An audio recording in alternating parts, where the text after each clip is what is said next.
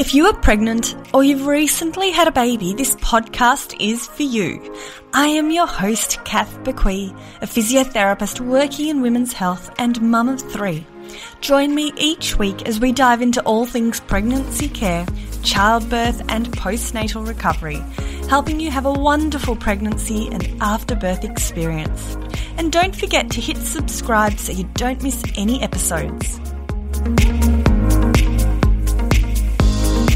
Well, hello there. It is lovely to have you join us this week for another birth story, which is part of the Spilling the Milk series in this podcast.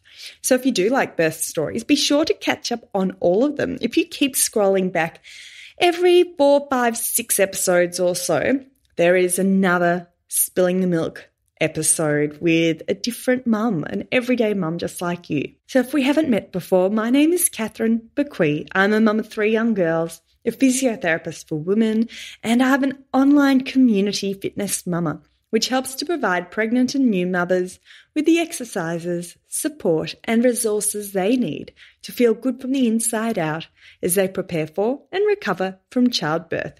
Fitness Mama has workouts that are tired mum friendly, achy mum friendly and toddler friendly that you can do in the convenience of your home at the end of a long day whilst your bubba sleeps or whilst your toddler is running around causing havoc. So I have the pleasure of chatting to Karina today as part of the Spilling the Milk series of birth stories. Karina is a mum of 2. She is our first VBAC birth story, so that's a vaginal birth after caesarean, and she is the owner of the Milk Society, which is a premium breastfeeding clothing store. And she's also a member of Fitness Mama, so one of our gorgeous mums inside the membership. In this episode today, Karina discusses her journey to becoming pregnant with her little girl Charlotte. And she includes some information about how they tried to conceive for a girl this second time round. She shares her experience with a VBAC, prolapse after birth, and her recovery. Karina's story is honest, raw and insightful, and towards the end she has some great words of wisdom for pregnant and new mums. Right, let's dive into this episode with the lovely Karina.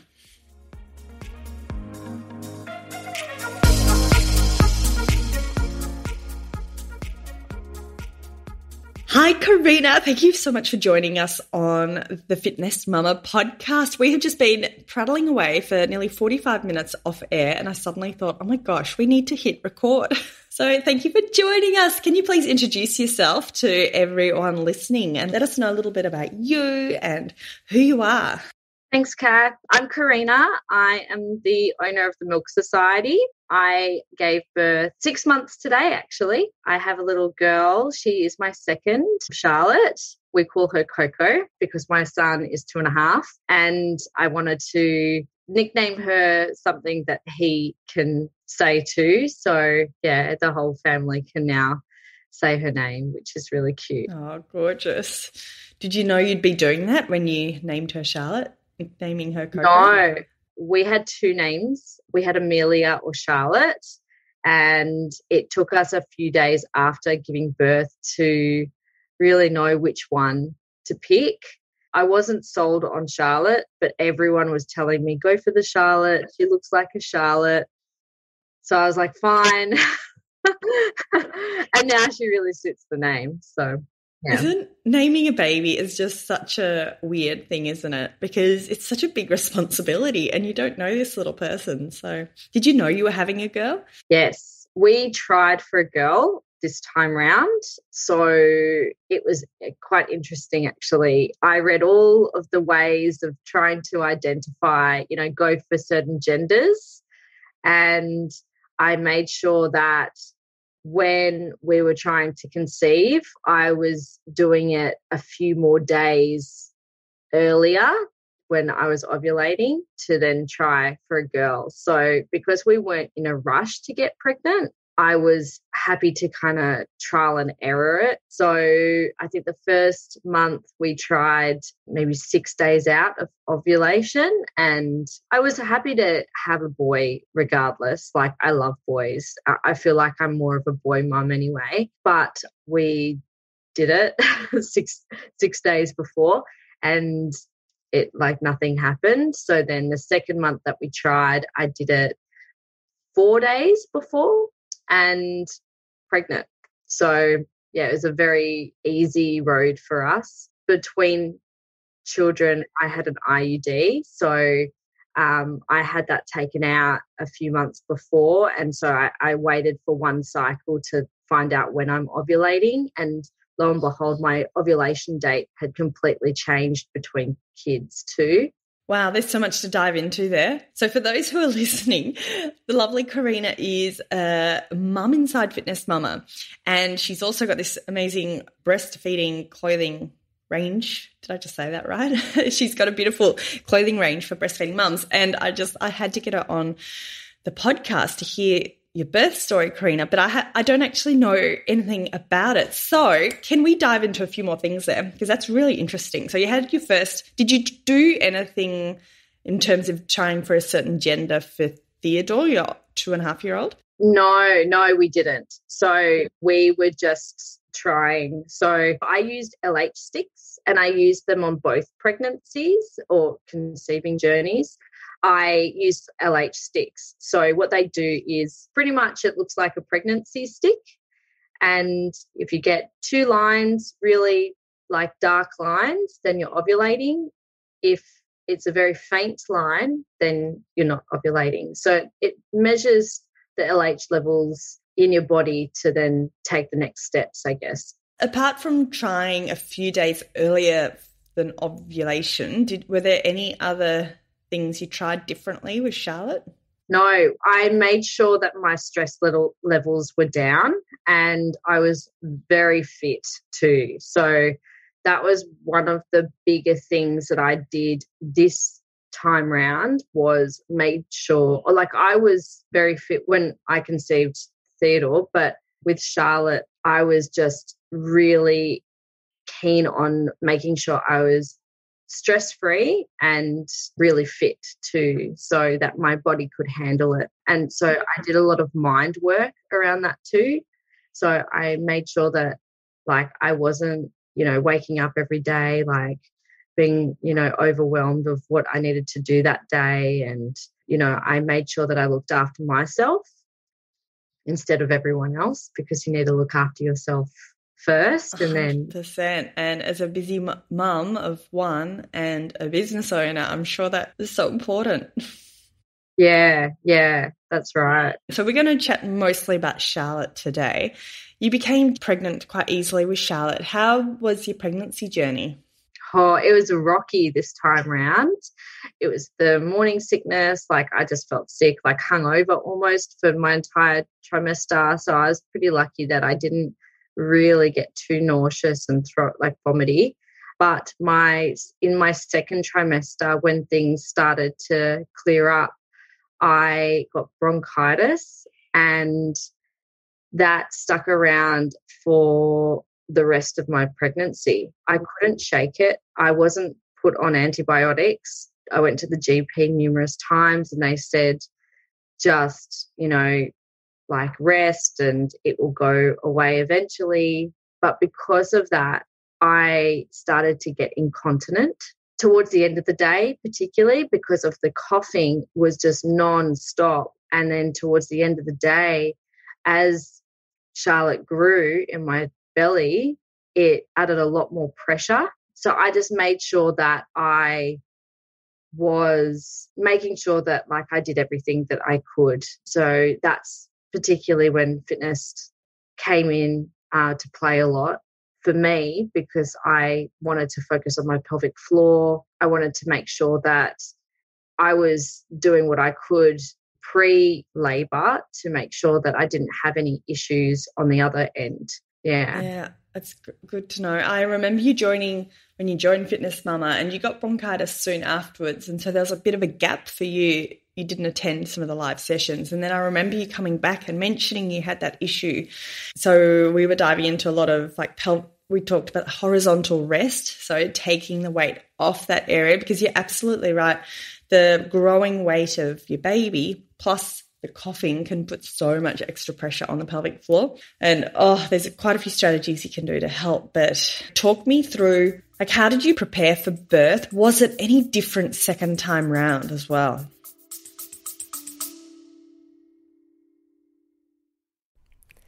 This episode is brought to you by VBAC, Australian-owned and designed prams combining quality, safety and style. Not only does VBAC let you try their prams at home with free returns for 9 months, yes, that's 9 months, they also offer an industry-leading 3-year warranty for total peace of mind. With thousands of 5-star reviews, around-the-clock customer care, and up to $300 of free accessories with every pram, what are you waiting for? Go visit www.babybonline.com and check them out for yourself. And yes, for listeners of the podcast, there is a 20% discount code.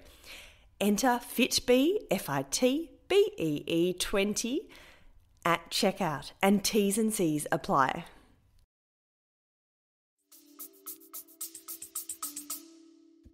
Short answer is yes. So I made sure that, like as mentioned before, I made sure that I was in like a really good fitness level. So with Theo, I actually started to, I was pretty fit, but throughout the pregnancy, I just got tired a lot and I didn't want to work out, and I ended up just not doing anything, particularly probably the second half of the pregnancy. And I really felt that when I was giving birth. So this time round, I really made an intention to keep active. So I actually do powerlifting normally. When I was pregnant, I still did powerlifting up until 22 weeks pregnant. I remember going for a run at 22 weeks with a big belly, being my second. It really hurt. Like I got a very big pain around my pelvis after I stopped running. And that was I took that as a sign to say, okay, I think it's time to start doing a little bit more low impact exercises. And that's really when I got into fitness more, because I wanted to do low impact but also work on my entire body, which you do cover. So, and that's what I loved about it. So something that was an issue for me with my first labour was my son didn't come through. I had an emergency C-section due to the fact that he didn't get past the spines. And I didn't want that to happen this time around. I was going for a VBAC. So I did a lot of opening pelvis exercises, particularly from spinning babies as well. I took some exercises off them. And then also I journaled a lot more this time around too, mentally, because I knew what was going to happen. And, once you go through it, it kind of sticks in there. So I wanted to make sure that I was prepared. I was relaxed for birth. I had a plan. I kind of knew what I liked and what I didn't like. And I made a list of things that I did like and didn't like from my first birth so that I could better prepare this time round. One of the biggest things, and it seems so small right now, but at the time and when you're going through it, it's kind of like the last thing you want to hear. My husband has a tendency to not know what to say in the moment. So he was just repeating everything that the midwife was saying. And it really bothered me. He was saying, you're safe. And I'm like, I know I'm safe. I'm good. I've got this. I need motivational words. So this time around, I sent him some affirmations that I wanted him to say.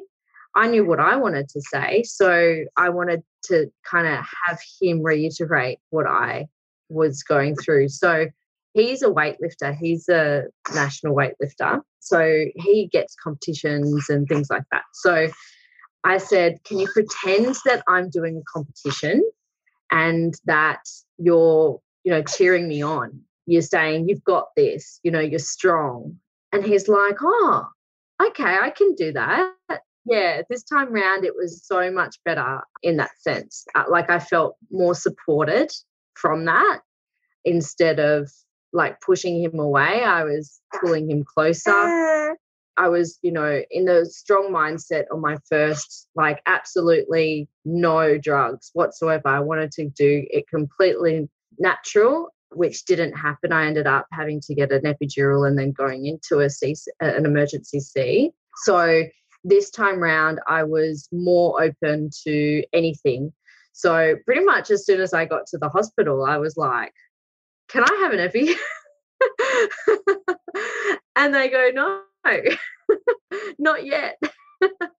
Let's rewind a bit, Karina. I'm going to pull you back because I want to dive into a few things. So with Charlotte, second time round, how did you know you were in labour? Like at what stage? Yeah, can you talk me through? So I was due on the Monday. So she was born 36 plus 4. So she was a little early. My son was at 40 plus 3. So he was a little later. I started feeling like cramps and I actually woke up from them on the Thursday. So I was due on the Monday. This was the Thursday before. So I started getting cramps and I actually woke up from cramps and I was like, ooh, what's happening here? Like something's happening. I just don't know what. These kind of cramps I experienced with Theo, but I experienced them for days, like 4 days. Whereas with hers, they came and went and I got on with the day.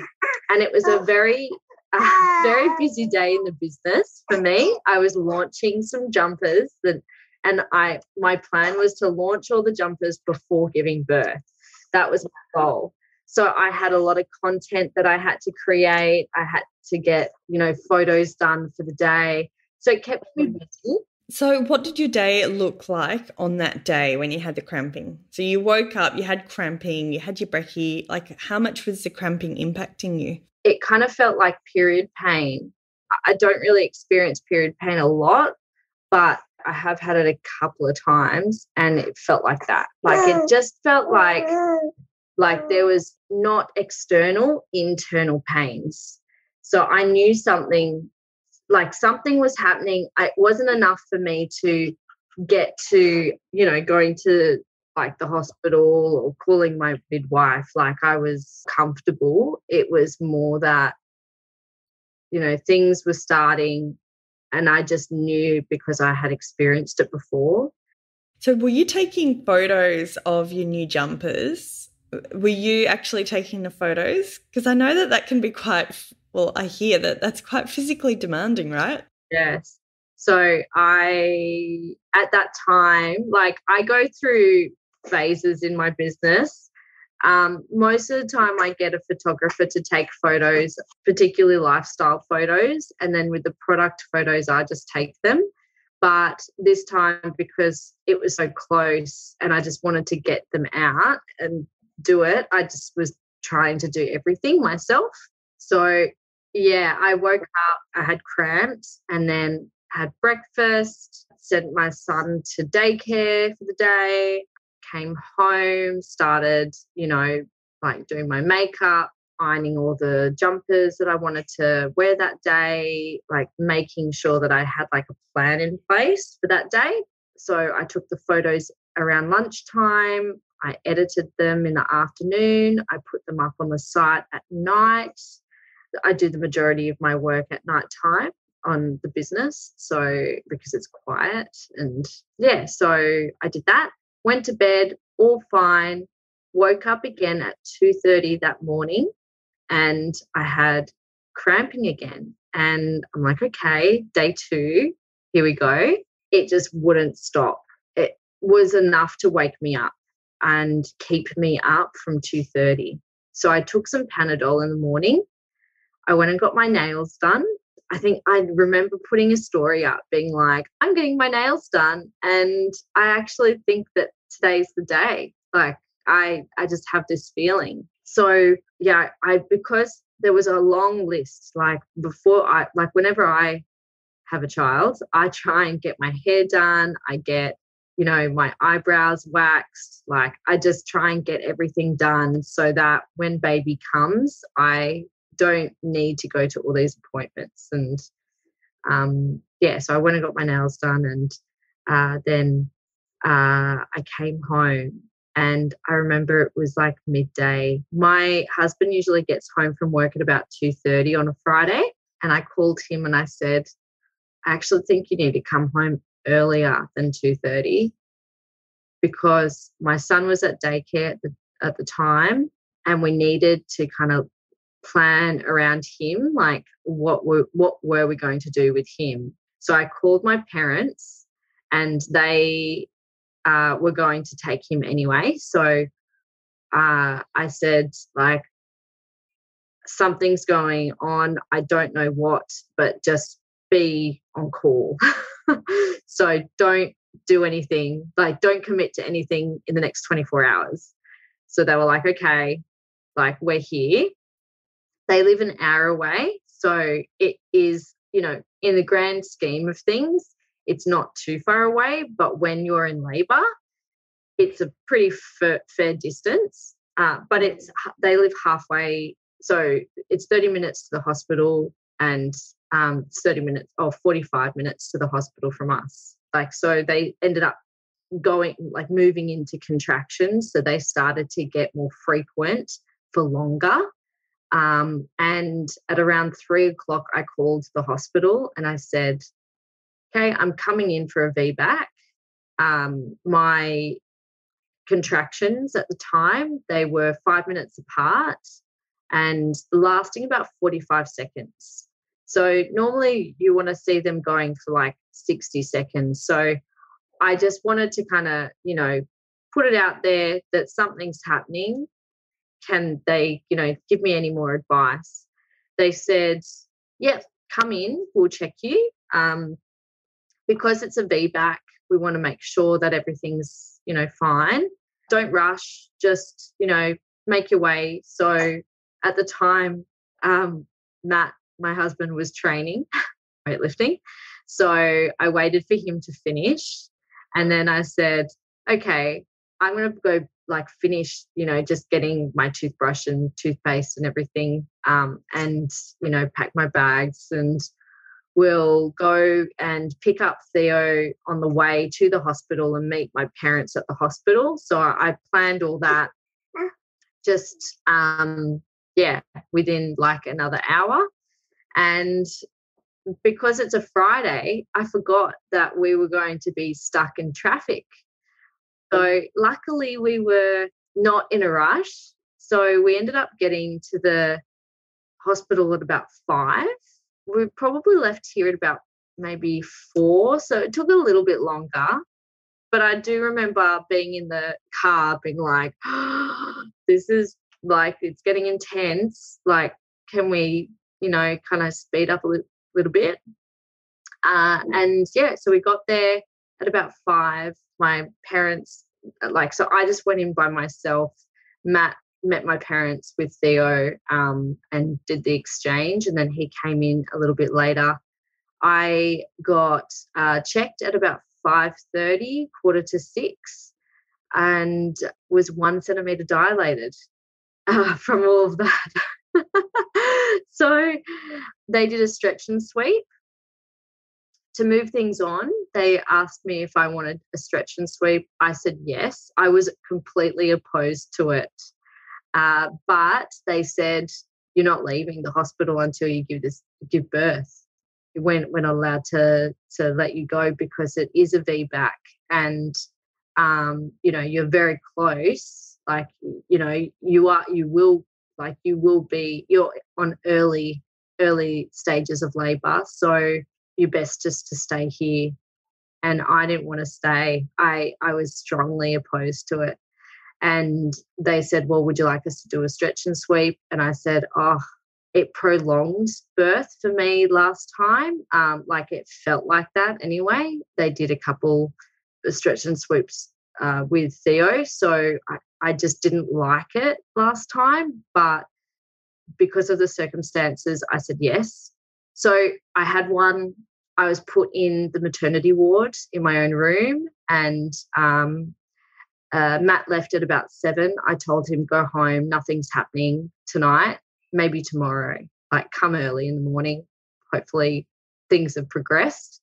I'll just, sleep tonight, take a few Panadol, go to bed. And, then at about 7:15, my waters broke. He just left the hospital. I called him. He was at McDonald's down the road. I said, you need to come back. My waters just broke. Something's going on, like it's going to happen tonight. So he came back. They checked me. I was at 4 centimeters dilated. They said, great, you're coming back to the birthing suite. To get back into the birthing suite, you have to be 3 centimeters dilated as a minimum. So I was 4 centimeters. So they moved me at 7:45. I had some big contractions. How were you feeling at this stage, like within you? Because having a VBAC, like what was happening with your thoughts and those sorts of things? I was scared. I was so scared. I knew what to expect because I got to 10 centimeters dilated with Theo, and then he just wasn't coming out. Like, I was pushing for an hour and he just wasn't coming out. So then we went for an emergency C. So this time I didn't want to go through that. Like, I think it was also like fight or flight. I remember crying because I wanted to go home, and they were like, no, you're not going home. They're like, you need to either sign out to say that you're going against medical advice. And I was just screaming then. I was like, just give me an epidural. Can I have an epidural? They're like, yeah, when we get to the birthing suite, you can have an epidural. Why do you think you felt so strongly about going home? I think I was in transition at the time.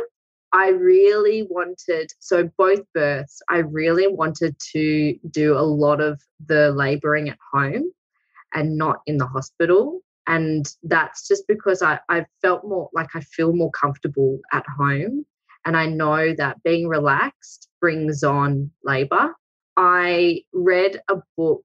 It was a phenomenal book to read. It's all about natural births. And I read that, the more relaxed you are, almost, like hypnobirthing, it then gives your body the best opportunity to then do what it needs to do. So I just wanted to go home. But then by them telling me that I can't go home, I just felt really restricted.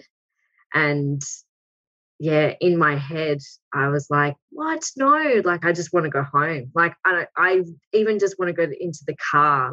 I don't want to be here.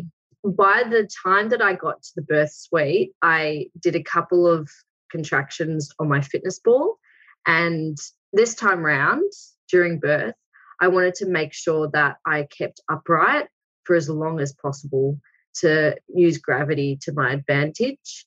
And during the time that I was bouncing on the ball to opening up my pelvis, I was like, I think I need to push. I have this strong urge to push. So they said, get up onto the bed. So this was at 8:15 at night. So my waters broke at 7:15. I moved into the birthing suite at 7:45. At 8:15, they checked me. I was 8 centimeters dilated, and they were getting prepared for an epidural. So they were like, yep, we'll give you an epidural. And then they checked me and they're like, you're at 8 centimeters. No, it's too late for an epidural now. And half an hour earlier, had they said no epidural? Half an hour earlier, I was transitioning into the birth suite. So they were just getting prepared. They're like, yeah, well, we'll need to order it and, it will take some time. As long as I can get my epidural, that's fine. I was, I wasn't prepared for the pain this time round because the labour with my son was, 16 hours it was a long time in labor, whereas this time, very short, very sharp, very fast. And I sat on the bed, they checked me 8 centimeters, and they're like, we'll just stretch you to 10. So they stretched me to 10 centimeters, and they're like, okay, you're ready to push. I pushed for 40 minutes and Charlotte came out at 9:02. It was just crazy. They said that was a very fast delivery and very fast labor. How was your body feeling when they said it's time to push? Did you have the urge to push?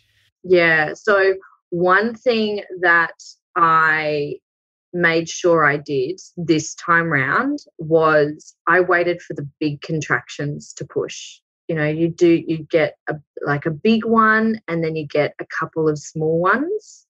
So I was waiting for the big ones to then just go, you know, really bear down and push. And something that really helped also was the spaghetti. When you're breathing, you need to envision a spaghetti going between your nose and coming in and out of your nostrils. So you breathe in and you pull one strand of the spaghetti up your nose, and then you breathe out and that other side comes out. We have a few different varieties of pregnancy classes in Fitness Mama. We've got some that are more cardio-based, some that are we've got yoga classes, we've got Pilates classes, but we also have a group that are childbirth preparation classes. And in that, we practice a few strategies that you might find helpful during labour. Like, we don't know during labour what strategy you're going to find helpful. So that's why we go through a lot of different techniques to see what resonates with you, because what resonates with one person might not resonate with the next person. And you might think it resonates or you might think it doesn't resonate, but then when you're in the midst of labour, suddenly you realise that technique is good. So what Karina is talking about, we often do a 60-second squat, which is about the length of a contraction. Obviously, contractions vary in length, but we practice our breathing technique when we're in this squat, because we can't mimic an uncomfortable contraction, but we can mimic an uncomfortable squat. So we're getting ourselves into a position of discomfort, and then we're practicing this technique. So Karina was talking about breathing in a piece of spaghetti through one nostril and then breathing it out through the other nostril. And I love the visualization aspect. It involves the breathing. It involves, you can even sometimes imagine how it feels. So it's using all the different senses of your body. So that's great to know. Did you use that technique for the actual pushing or in between the pushing? So in between the pushing, I used it so that I could breathe through those smaller contractions and then wait to the bigger contractions to then push. I think that by doing that, you know, obviously with that big push, you're pushing the baby out more, but because her head kept on going in and out, so the ring of fire was when the baby's head's, you know, at the crest, she just kept on coming in and out.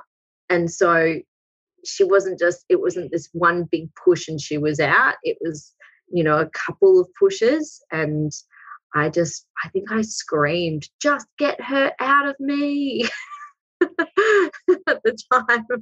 It was actually really interesting. And they did tell me to just wait, because it was such a very fast labour.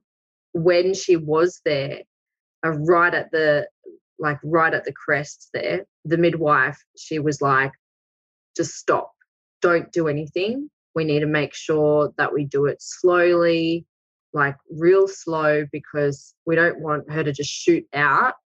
Otherwise we'll tear a lot. So we're going to really do it very slowly, and then hopefully you'll be fine. So I was like, okay. And so she came out, and that was, I think, one of the hardest parts of it all, because you really want to push. You know she's there. You're going to see your baby in literally a few seconds, and they're telling you don't push. So they're saying push, push, push, push, push. Don't push now. And for me, I was like, but I've got this big urge. I need to. And they're like, stop, no. By doing that, I didn't tear at all. So that was really fortunate. And I just needed a couple of stitches on either side and internally. And yeah, I was fine. You mentioned earlier that you were feeling scared. How were you feeling? How was your headspace during the pushing phase? Had it changed? Yeah, it was almost desperation. It was more like, I just need to get her out now. I need to really just do my best to try and push her out. Last time I couldn't push, like I was pushing and nothing was happening. And I think that probably was a factor this time round, because I knew that had happened to me before and I didn't want to go through that again. I didn't want to put in all that effort for nothing. Well, not nothing, but, it wasn't the way that I kind of pictured it. So this time round, I wanted it to be more, I don't know, like more smooth, I guess. And I know that Theo's now over 2, but did the pushing feel different this time round compared to with Theo, and how? Yeah, so she was more engaged this time. She was down, she was there whereas Theo was up higher. Like I felt like more of a need to push, whereas before I felt like it was a forcing and I didn't really know what muscles to contract. And, when people say just push it out like a big poo, I tried and nothing happened. And so, yeah, I just felt like really deflated from that. So this time round, I definitely felt more engaged. I felt her, and I felt by doing like more pelvic floor too this time round, I felt her, like literally her there to push. She came out after 40 minutes or 45 minutes of pushing. How are those next few minutes, that next hour? I just jumped on the nos, to be honest. I was happy that she was here. Like I was obviously cuddling her and we were doing skin on skin. But I birthed the placenta, and that was when they push on your stomach. That's as bad as the Ring of Fire, really. Like they didn't really set me up for that. A small portion of it, but when they push on your stomach to make sure that they've, the placenta's all there and that you're going to pass that, it's very different. When I gave birth to the placenta, the midwife was saying that it was the most beautiful placenta that she's ever seen. It looked like a flower, she said. She's like, oh, do you want to see it?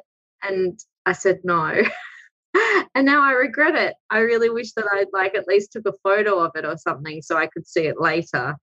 But in the moment, I think I was kind of in shock that I had a baby in my arms already. Like it was just such a fast journey and experience. I was set out, like in my mind, I was prepared to be in labour for a good 24 hours this time round. I wasn't prepared for it to be just a couple of hours long. So, yeah, I think I was just more in shock than anything. And I got to cut her umbilical cord. I asked Matt, and Matt said, no, I did Theo's, so you can do this one. So that was quite nice. Oh, lovely. Okay, so how has your recovery been, Karina? Oh, it's been very different this time round. So I have a stage 2 prolapse, and I also, for some reason, I went to a women's health specialist at 6 weeks postpartum, and I didn't have any incontinence after giving birth at all or anything like that, but I did feel really weak. And the reason why I felt that was because when I picked up Theo, I know you're not supposed to pick up things over 5 kilo or even 4 kilo. It's so hard with a toddler, isn't it? It is. And when he demands to be, picked up and taken downstairs, I did that quite a bit, but I just felt different down there. So I knew something was up. So I went to the women's health specialist and they said that I have a stage 2 prolapse. I have a very, very weak pelvic floor. We did a lot of pelvic floor exercises. I did that for about a month. I set some timers and I made sure that I did that 3 times a day religiously. I went back in 4 weeks and they said that it's just not getting strong at all. There's no difference that they could tell. So I've been given a pessary. That was actually, I still have it and it's been phenomenal. So it's like a skinny donut that you can squeeze. It's made of silicone, it's bendable. That's right, yeah. And so you squeeze it and then you insert it and then you let go of it and it holds everything up. And the reason why I was given that initially was because I wanted to start training again. And I felt like I couldn't even jog run after my toddler. It was really quite bad in that sense. I felt like I needed to wee. I wasn't incontinent, but I did need to, I had the urge to wee. And I really I wanted to kind of get back into getting strong again for the sake of everyone. I found that for me, I need to train for my mental health and I enjoy being strong so that I can pick up things like both of my kids at the same time. And people are still amazed that I can still do that.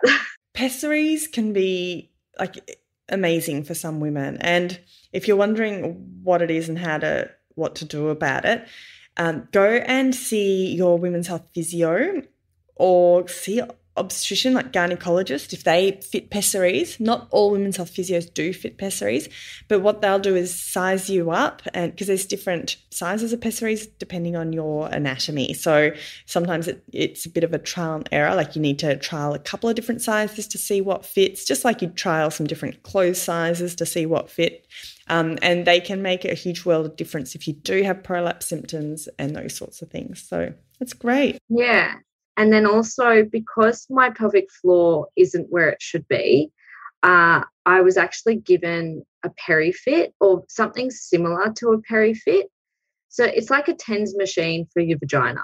So is that the one that offers the stimulation, or is it more the biofeedback where you squeeze and it gives you feed and it tells you how you're going? It's both. So mine came with a little stick that you put on the top of it.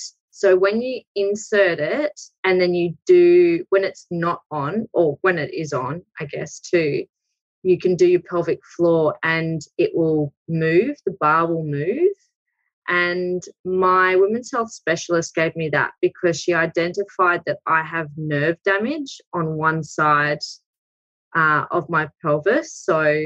And that is the reason why I have a very weak pelvic floor. I think that I'm doing it, but I'm actually not. The muscle and my neurons aren't joining. So by doing that, by giving me that, I was able to identify when it's actually working and when it's not. Yeah, brilliant. And so sometimes, when you talk about nerve damage, just for those listening, just the muscles can get stretched, the nerves can get, and the connective tissues can also get stretched. And sometimes they do take time to heal. Sometimes they need a bit of assistance. So that's great that you're on top of it and doing the rehab. That's amazing, Karina. Yeah. So other than that, my postpartum has been great. We're breastfeeding, no issues there. Yeah, I'm getting really fit now. So I'm 6 months postpartum. I started training at 8 weeks postpartum. I started with fitness and started to get back into it that way. And then I started to move on to weight training not weight training, but body weight training, and then progressively started doing that. I then also did the Couch to 5K, which is an 8-week integration to doing a 5K run. So for your postnatal rehab, I think it sounds like you've done such a great variety of exercises. You've looked after your pelvic floor and core with fitness, mama. You've been doing your strength training. You've been gradually building up your endurance with the walking and into the running. So well done. If people are thinking, Fitness Mama might be good for me. I'm not sure though. Can you just say quickly how you found Fitness Mama was most beneficial for you? Yeah. So for me, I'm really busy. Even at the start of the year, I actually went back to work full time, as well as running the business, as well as looking after a toddler and, life admin and family.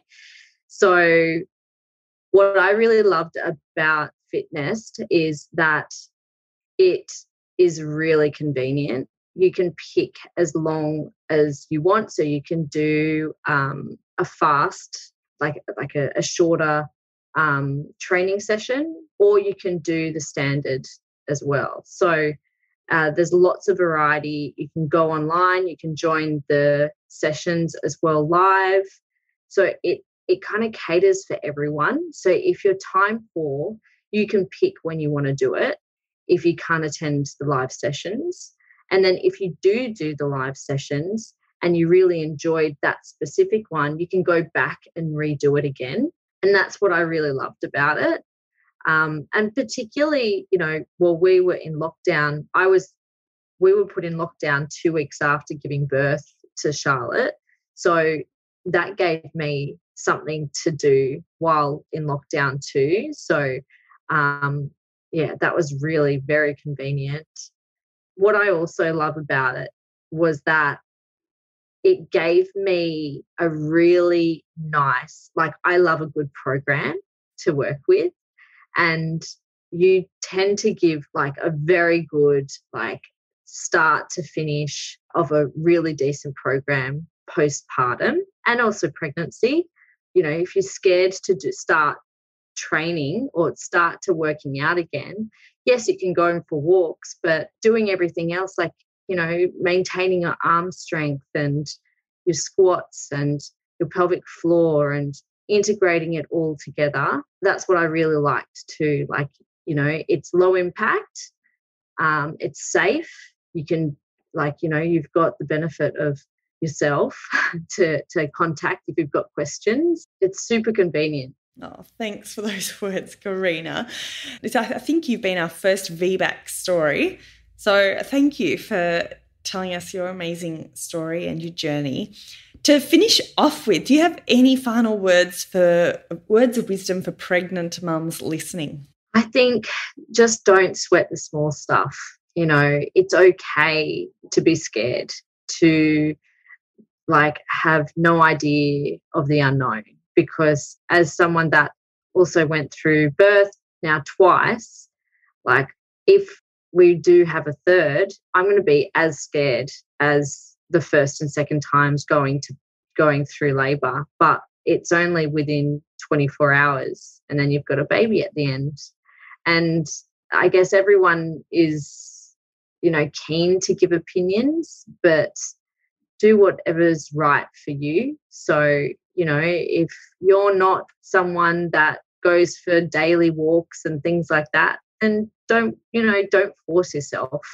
Do whatever you feel is right for you. Yeah, beautiful. Well, thank you, Karina, so much for joining me today. It's been an honour to be able to chat. For those listening, go and check out Karina's beautiful breastfeeding wear. Where can we find you, Karina? Oh, you can find me at the Milk Society. That's mylk.com.au. And I do have a fitness discount for you guys too. Oh, I didn't know this. Just write fitness, FITNEST. You can get 15% off everything. Oh my gosh, amazing. Well, thank you, Karina. Bit of surprise there for all you listeners. That's great. Lovely to chat, Karina. We'll chat to you soon. Thank you. Thanks, Kath. Have a good day. You too. And before I sign off, remember my team and I will be putting together the show notes for this episode with all the links, including how to connect with Karina and check out her lovely breastfeeding wear, including her generous discount code that she provided at fitnessmama.com/podcast. Have a fabulous day, everyone, and I look forward to you joining me next week for another episode of the Fitness Mama podcast.